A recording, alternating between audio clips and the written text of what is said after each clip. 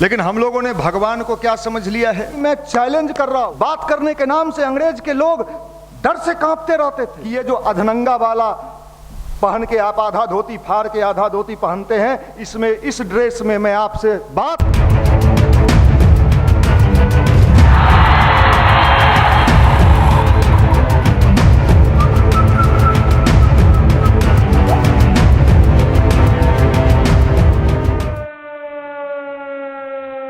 सुंदर जीवन जीने के लिए हम लोगों को क्या करना चाहिए?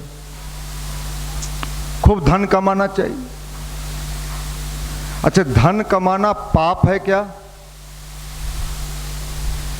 पाप तो नहीं है ना।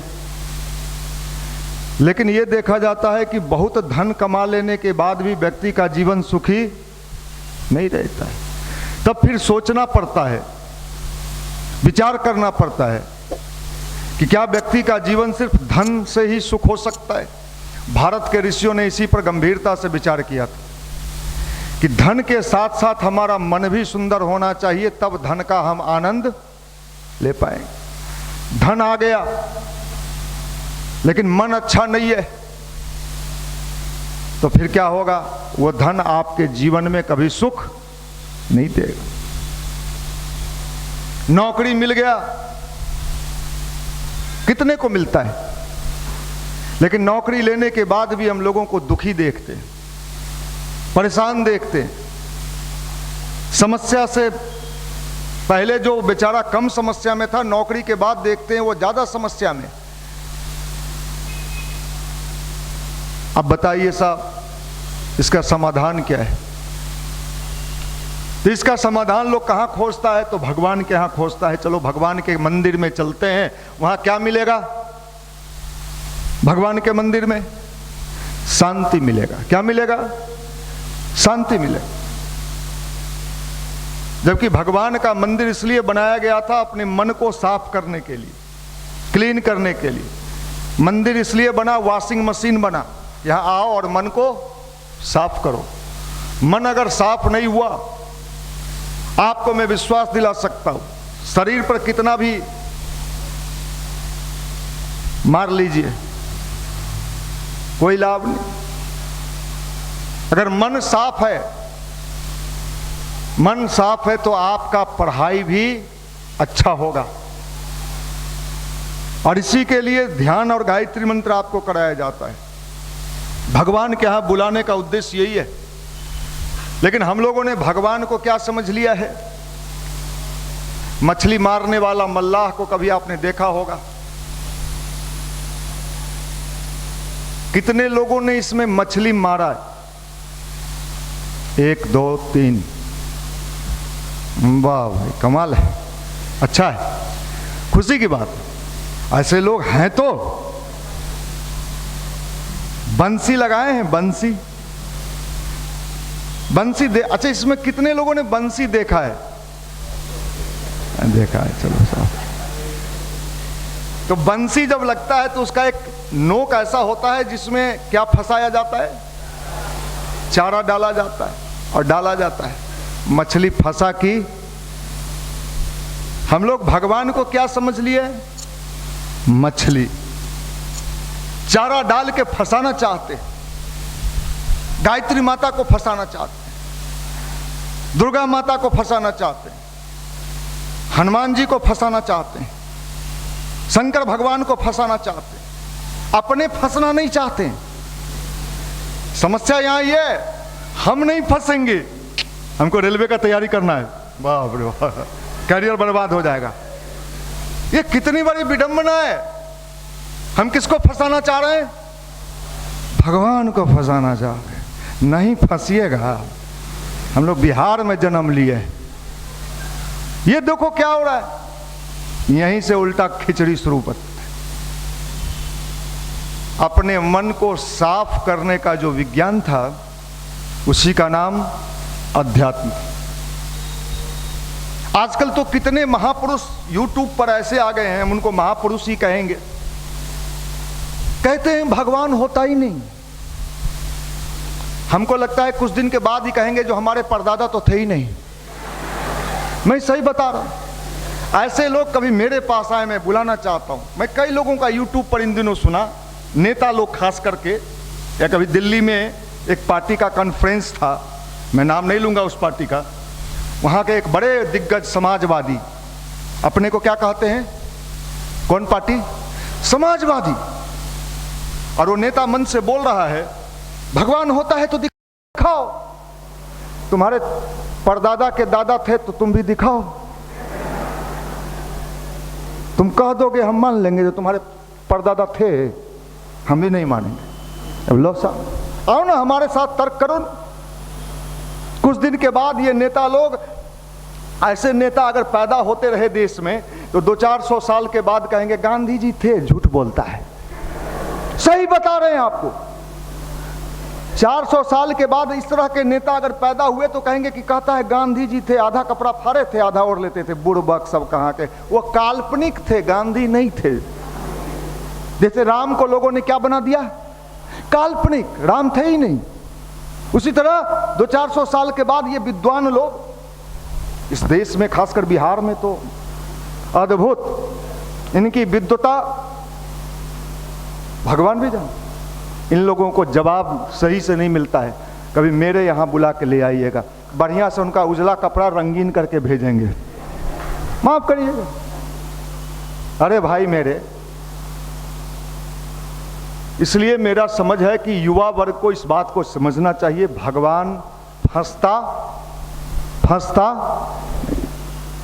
नहीं फंसता है। आप कितना बढ़िया भी फुलडलिया ले लीजिए, फूल ले लीजिए, ऊपर से कपड़ा ढक लीजिए, कोई लेना देना नहीं है। आप कपड़ा ढकिए, साड़ी ढकिए, चादर से ढक दीजिए।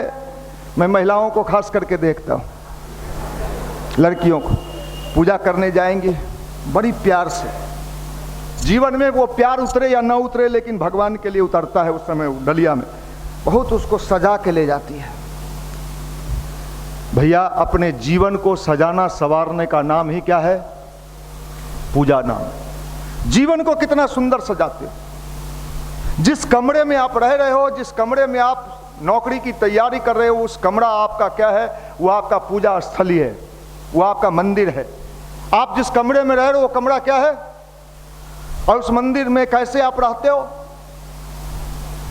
ये लोग बैठे हैं नहीं तो भी हम आप समझा देते कैसे बैठ रहे। रात में जो खाना खाया है अंदर ढुका हुआ है, चादर इधर फेंका हुआ है, 2 किताब उधर फेंका हुआ, अस्त व्यस्त। किसी की पहचान करनी हो कि कोई व्यक्ति किस लेवल का है तो उसके कमरे का दर्शन करिए। कमरा देख के आपको समझ में आ जाएगा कि इसको गिट्टी फोड़ने वाला नौकरी नहीं मिलेगा। अध्यात्म का मतलब जीवन जीने की कला। आप कैसे अपनी जिंदगी जीते हो, आप दूसरे से कैसे बातचीत करते हो, आपको बात करने आता है कि नहीं आता। हमारे यहां जब मैं ऑफिस में बैठता हूं, अब आप तो बीए पास लगभग लोग हो गए, बीए लगभग लोग बीए रहता है आजकल बिहार में, जनरल बीए, और हम कहते हैं बीए बैल। मेरे पास कई बार आता है बीए, जींस उन्स पहने रहता है, टेबल से ठीक है बट उसको मैं बता सकता हूं उसने बीए कर लिया। उसको अभी मैं चैलेंज कर रहा हूं, मैं इनमें से कुछ लोगों को खड़ा करूं तो खड़ा होने नहीं आ रहा है। रेलवे के 4 गो फॉर्म भर ले हो, जिसको खड़ा होने नहीं आ रहा है, जिसको चलने नहीं आ रहा है, जिसको बोलने नहीं आ रहा है, उसके लिए मोदी जी कहते हैं मेकिंग इंडिया, स्टार्टअप इंडिया। यहां मशीन खड़े नहीं हो रहा है, तिरछा हो गया मोदी जी। ये ठीक करने का नाम अध्यात्म है, इसका नाम पूजा है। आप अपने आप को कैसे बेहतर बना सकते हो, इस टेक्नोलॉजी का नाम, इस विज्ञान का नाम अध्यात्म है, ध्यान है, गायत्री मंत्र है। कहीं जाओ तो 2 आदमी आपकी बात सुन के प्रभावित हो जाए, क्या बात है, इस लड़के ने क्या कहा, क्या बात किया है। आपके अंदर यह प्रभाव छोड़ने की क्षमता होनी चाहिए। मैं एक बार एनआईटी घाट पर लेक्चर दे रहा था, कल भाई लोग का भी मैंने पिक्चर देखा है एनआईटी घाट पर, तो लेक्चर दे रहा था, नुक्कड़ सभा मैं भी कर रहा था, बड़ी भीड़ जुटी, बहुत पुरानी बात मैं बता रहा हूं। बड़ा भीड़ जुट गया मेरे नुक्कड़ सभा में। अब तो थोड़ा ठीक ठाक भी शरीर है, उस समय थोड़ा और दुबले थे। भीड़ जुटा तो उसमें कुछ बुजुर्ग लोग भी खड़े होकर बड़े ध्यान से हमारी बात सुन रहे थे। जब मैं नुक्कड़ सभा से नीचे उतरा तो 2-3 बुजुर्ग आए मेरे पास। साक्षात विवेकानंद, साक्षात भगवान ने क्या वाणी दिया है, क्या चेहरा दिया है, थोड़ा शरीर भी दे देता आपको।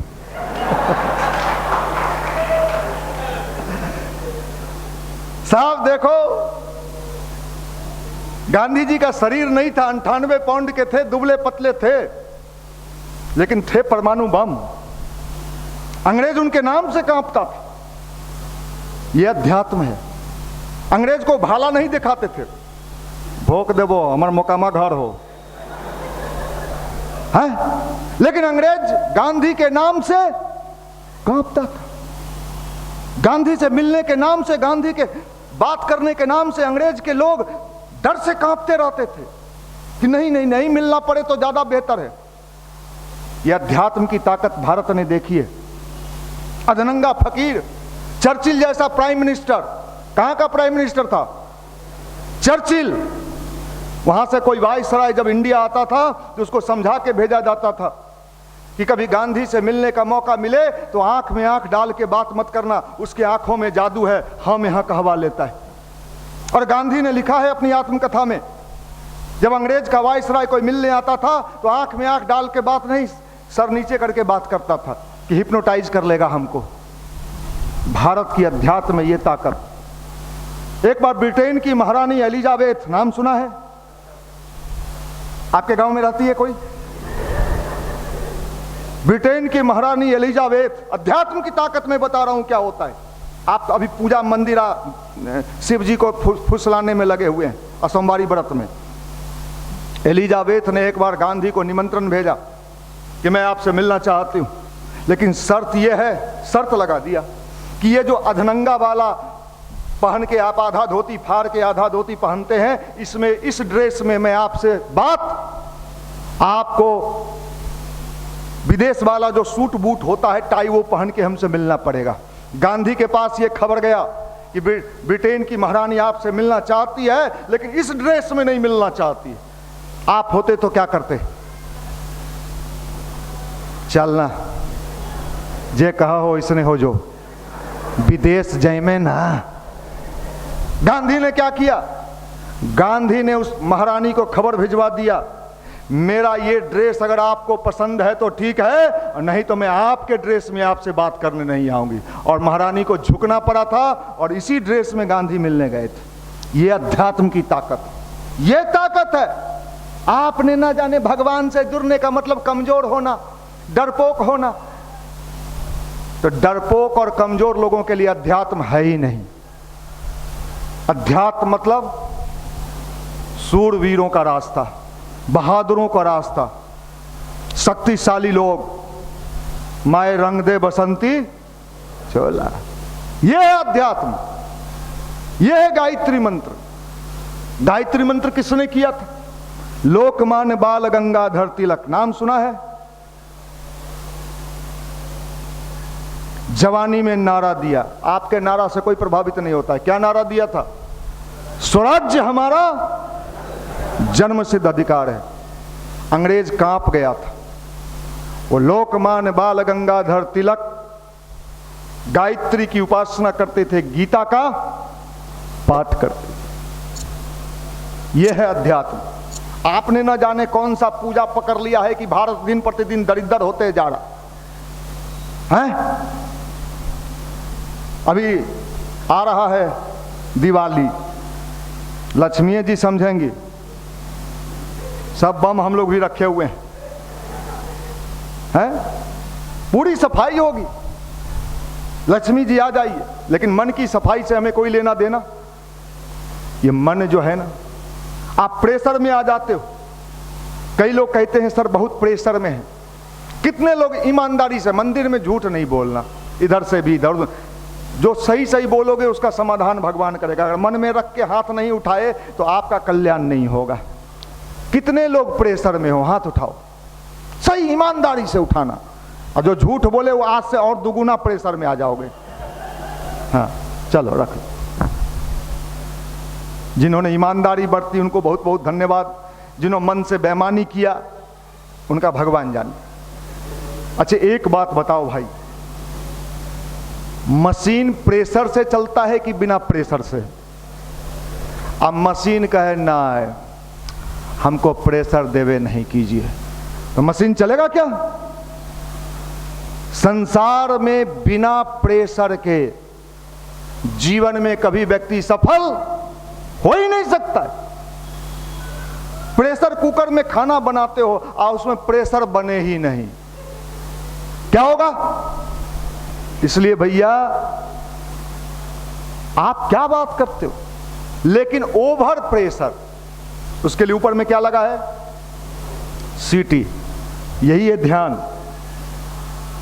कितने लड़के कहते हैं गायत्री मंत्र जपने से बड़ी शांति मिलती है। भैया मुझे तो इतना दिन गायत्री जपते हो गया, मैं सही बता रहा हूं, आज तक मुझे शांति नहीं मिला। मैं हमेशा बेचैन रहता हूं। ठीक कहता है, हमेशा सोचते हैं कि कैसे एक एक युवा तक गुरुदेव की विचारधारा को पहुंचाया जाए, उनका थुथुन कैसे रगड़ा जाए। क्रांति आता है, शांति नहीं आता। और ये अध्यात्म है, ये सूरवीरों का पथ है, इसमें कमजोर लोग नहीं आ सकते। अध्यात्म को लोगों ने गलत समझ लिया है। भगवान को फूल चढ़ाना, भगवान को प्रसादी चढ़ाना, हनुमान जी को लड्डू चढ़ाना।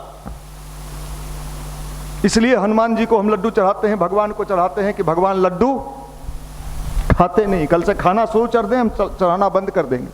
वो तो हम ही लोग अपने खा जाते हैं, उनको दिखाते हैं, देखिए हरिलाल वाला है।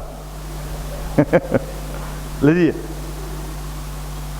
माफ करिएगा। अध्यात्म बड़ी ऊंची चीज है। जिसके जीवन में अध्यात्म आ जाता है उसका जिंदगी शानदार बनने लगता है। आपके बारे में मुझे जानकारी नहीं है कि आपने केमिस्ट्री पढ़ा है, फिजिक्स पढ़ा है, मैथ पढ़ा है, कितना पढ़ा है भगवान जाने, अधगल गगड़ी छलकत जाए। मैं तो जानता हूं इस देश के बड़े बड़े वैज्ञानिकों को। डॉक्टर होमी जहांगीर भाभा नाम सुना है आपने?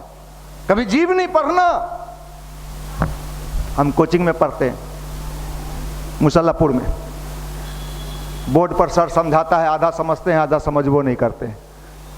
डॉक्टर होमी जहांगीर भाभा, इतने बड़े साइंटिस्ट, इतने बड़े वैज्ञानिक, क्या करते थे? प्रत्येक दिन ध्यान करते, मेडिटेशन करते। डॉक्टर राजा रमन्ना नाम सुना है? भारत का पहला परमाणु परीक्षण का चीफ साइंटिस्ट कौन थे? डॉक्टर राजा रमन्ना। जीवनी पढ़ लो, ध्यान कर। मूर्ख थे आप लोग, होशियार हो चौकी पर सोते हो तो, और जींस पहन लिए तो, tight jeans, tight belt, tight जूता, भीतर से सब लूज। अब्दुल कलाम गीता पढ़ते थे, ध्यान करते थे, मूर्ख थे। अगर जवानी को दिशा देना है तो भारत के अध्यात्म को समझ लीजिए, जिंदगी शानदार बनते चला जाए और जिंदगी का आनंद मिलेगा, आपको मजा मिलेगा। यह अध्यात्म है, यह अध्यात्म की शक्ति है। अभी मंगल ग्रह पर जो मंगलायन गया, उसके चीफ साइंटिस्ट का नाम बताइए। इंडिया टुडे ने उनका नाम छापा था फोटो के साथ। कोई जानते हो बताइए? सब विज्ञान के छात्र तो होंगे ही, इसमें थोड़ा बहुत नॉलेज तो विज्ञान का रखते होंगे, नहीं पढ़ते हैं? बकरी पालन केंद्र खोलिएगा बिहार में, उसके लिए भी 3 महीना का नीतीश जी ट्रेनिंग रख दिए हैं। वो नहीं चलेगा आपसे, भैया सब बकरी मर गया। आप लोल हैं, मैं नाम पूछ रहा हूं, कोई जानते हो बताओ? इधर से बताइए। मंगल ग्रह पर जो अभी भारत का पिछले दिनों मंगलायन गया, उसके चीफ साइंटिस्ट का नाम, यहां कीर्तन गाने आए थे, झाल दो इनका सबके हो, जनरल कृष्णा मूर्ति। इतने बड़े साइंटिस्ट और नियमित रूप से मेडिटेशन करने वाला। इंडिया टुडे ने छापा, बीना बजाते थे, ध्यान करते थे। माइंड जब तक कूल नहीं रहेगा ना, तब तक जिंदगी में कोई भी तैयारी सफल नहीं होगा। और माइंड को कूल करने का नाम ही ध्यान और गायत्री मंत्र है, अध्यात्म है, पॉजिटिव थॉट है। नहीं तो 4 गो उचक्का मिलेगा, हर लॉज में पाया जाता है, हर हॉस्टल में 4 उचक्का। किसी भी संस्था में, मैं अब हर रविवार को बताऊंगा आपको, किसी भी संस्था में 12 तरह के लोग होते हैं। कितने तरह के? 12 तरह के। 4 सच्चे लोग होते हैं, ईमानदार लोग, ध्यान करते हैं। 4 कच्चे लोग क्या करेंगे? आधा समझेंगे, आधा नहीं समझेंगे। और 4 लुच्चे। ये जो लुच्चा होता है, तू हो गया हली युवा मंडल में, हम गेलियो 2 एतबार, एक चीज बतबैते कहे आंख बंद करके ऐसे ध्यान करेला।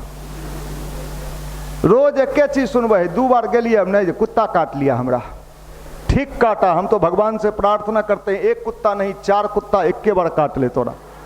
तू धरती का बोझ है, तू धरती का बोझ है, तू धरती पर बोझ बना हुआ है। जितना जल्दी जाएगा कल्याण होगा। जगह खाली करो, जा।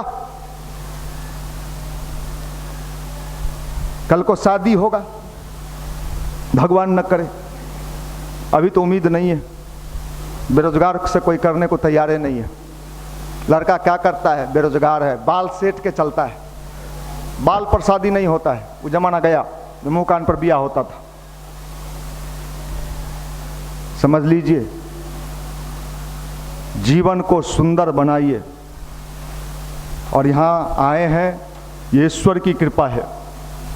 बिना भगवान की कृपा के कोई यहां बैठ नहीं सकता है। और ये परिवर्तन जो है ना, अपने जीवन से शुरू करना पड़ता है। लोगों ने बहका दिया, लोगों ने फुसला दिया, हम भटक गए। शादी हुई, किसी ने कह दिया तुम्हारी पत्नी अच्छी नहीं है, छोड़ दीजिएगा, माफ करिएगा। मैं एक सच्ची घटना बता रहा हूं आप लोगों के लिए, सुन लीजिए। इनके लिए भी सच्ची घटना है, युवा मंडल की घटना है। एक लड़का आया, मैं ऑफिस में बैठता हूं तो तरह तरह के जीव जंतु आते रहते हैं मेरे पास, तरह तरह का कहानी सुनाता है। एगो आया, भैया बहुत संकट में है। बोलो, संकट हरने के लिए भगवान ने हमको बैठाया है, बोल। कई तरह का संकट लेके आते रहता है। एगो लड़की परसों तरसों फोन की कटिहार से, भैया बहुत काम है आपसे। हमके बोलिए, पहचान रहे हैं? हमके नहीं भी पहचान रहे हैं, आप बात बताइए, कोई दिक्कत नहीं। हम बीएड की में 1000 में 850 नंबर आया है। हमके चलिए बहुत धन्यवाद। एक सब्जेक्ट में क्रॉस लग गया है, बहुत टेंशन में। आपका तो बहुत प्रभाव है ना, कुछ उपाय करिए। हम कहे कि तब हम आपके लिए बोर्ड में जाके पैरवी करेंगे कि उनको पास कर दीजिए। यही करें ना, अब यही काम है। घाटा उसी को होता है जो लुच्चा रहता है। आप लुच्चा नहीं न बनोगे हैं, इसलिए आप अच्छे बनना, सच्चे बनना, और यहाँ का लाभ आपको मिलके रहेगा। मैं विश्वास पूर्वक कहता हूँ, जो यहाँ जुड़ा वो कभी घाटे में नहीं रहा, कभी नहीं। ये लोग नया लड़कियों का तो नया शुरू हुआ है अभी पिछले 5-6 महीने से। अगर ये लोग भी जुड़ी रह गई और भगवान का काम करना है, जुड़ना नहीं है, सिर्फ अपने साथ साथ अन्य लोगों को भी यहाँ लाना है, उनको भी भागीदार बनाना है। भगवान का काम, भगवान का नाम और भगवान का काम, इसलिए सबको लाना है, सबको जोड़ना है। और गांधी मैदान के कार्यक्रम में लड़कियों को भी, लड़का का संख्या अगर रहे तो लड़कियों का भी वहाँ पूरा संख्या रहे, और पूरी लड़कियां भी वहाँ रहे। कई दोनों का मान बराबर है, और कई सेक्टर में तो लड़कियां आगे आ रही है। आपको तो रिजर्वेशन भी है, लड़कियों को रिजर्वेशन है ना। तब बताइए, आप पहले दरोगा बनिएगा, दरोगा बन के इनको हड़काइएगा। इनको ऐंठता है, रोल दाग दूं, नहीं दीदी छोड़ दीजिए, आपको दीदी कहने लगेंगे। चलो ये समझ लो, आने वाला सदी किसका है? गुरुदेव ने लिख दिया है, नारी सदी। किसका? महिलाओं का जमाना आ रहा है, पुरुषों का जमाना पीछे। पुरुष लोग बहुत चक्कागिरी कर लिया, अब महिलाओं का जमाना आ रहा है। नारी सदी का मतलब पुरुष को लाठी से मारना है? नहीं साहब, करुणा, ममता, संवेदना का। नारियों का मतलब क्या होता है? वो करुणा, ममता, संवेदना उनके भीतर बहुत ज्यादा होता है। और ऐसी सदी जिसमें करुणा, ममता, संवेदना की सदी आ रही है। नारी सदी का मतलब ये नहीं कि हम भी जींस पहन के तौर बराबरी करेंगे, नहीं भाई। आप कपड़ा से कोई लेना देना नहीं है, पहन सकते हो, लेकिन नारी सदी का मतलब करुणा, संवेदना, ममता की सदी। देखिए भारत की राष्ट्रपति कौन बनी? द्रौपदी मुर्मू बनी। और द्रौपदी मुर्मू कितना देर ध्यान करती हैं पता है? द्रौपदी मुर्मू कितना देर ध्यान करती है? 2 घंटा रोज ध्यान करती है। पूरे राष्ट्रपति भवन को शाकाहारी जोन घोषित कर दिया गया, वहां मांस मछली बनेगा ही नहीं, शाकाहारी, लहसुन प्याज तक नहीं खाती। और आदिवासी परिवार में जन्म लेने वाली, पावर देखिए, अध्यात्म इसको कहते हैं। आप न जाने भोला बाबा को रोज जल चढ़ाते हैं तो यो भोला बाबा आपका नहीं सुनते। सच्चे भोला बाबा का पूजा करिए, सच्चे गायत्री मंत्र की उपासना करिए, लाभ मिलेगा। जीवन को अच्छा बनाइए। इसलिए आप सबको मैं बहुत शुभकामना देता हूं। आने वाला समय दीपावली और छठ का है, कार्यक्रम आगे भी चलते रहेगा। और जिंदगी को सुखमय बनाना है तो भगवान का काम करिए। मेहंदी पीसने वाले का हाथ स्वयं लाल हो जाए।